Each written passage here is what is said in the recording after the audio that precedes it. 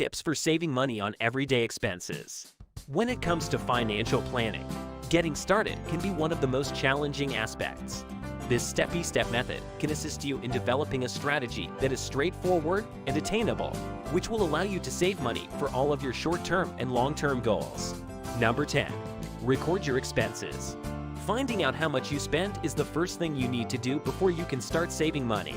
It is important to keep track of all of your spending. This includes not just your usual monthly payments, but also things like cash tips, coffee, and household items. Recording your expenditures can be done with a pencil and paper, a straightforward spreadsheet, a free online spending tracker or app, or any other method that you find most convenient for you. Once you have your data, categorize the figures by categories, such as gas, groceries, and mortgage, and then sum the amounts for each category. Make sure you have included everything by checking your record against your bank and credit card bills. Number 9.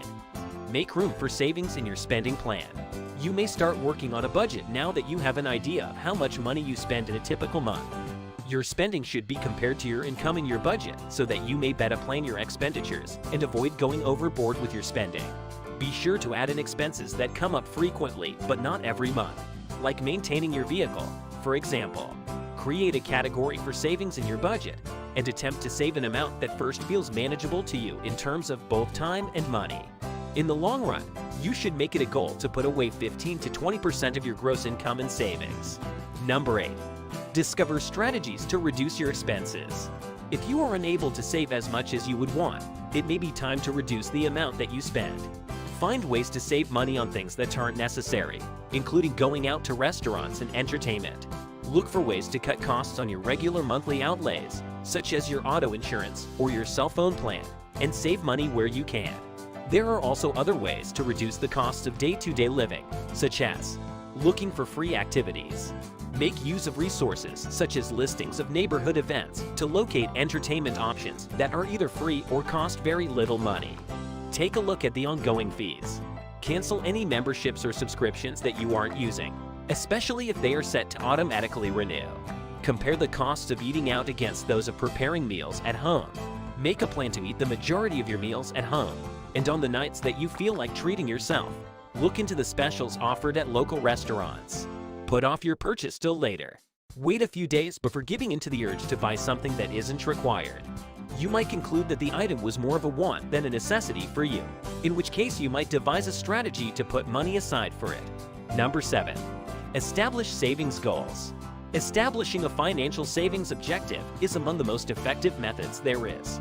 To get started, give some thought to why you might wish to save money shortly within the next 1 to 3 years, as well as in the more distant future 4 or more years. The next step is to estimate both the amount of money you'll need and the amount of time it will likely take you to save it. Number 6. Establish your financial priorities.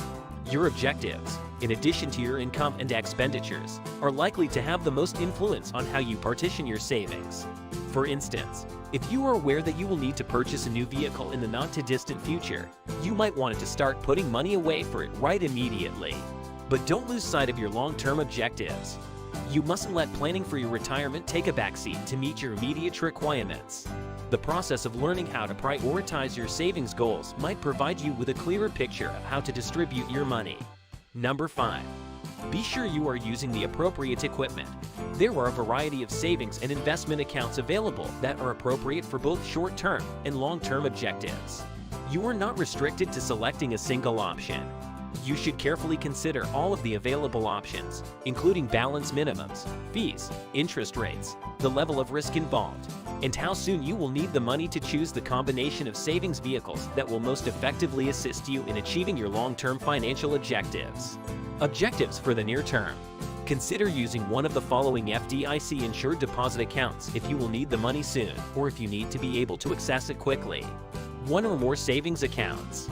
A certificate of deposit, sometimes known as a CD, is an investment product that allows you to invest money for a predetermined amount of time at a rate that is typically higher than the rate offered by savings accounts. Long-term objectives.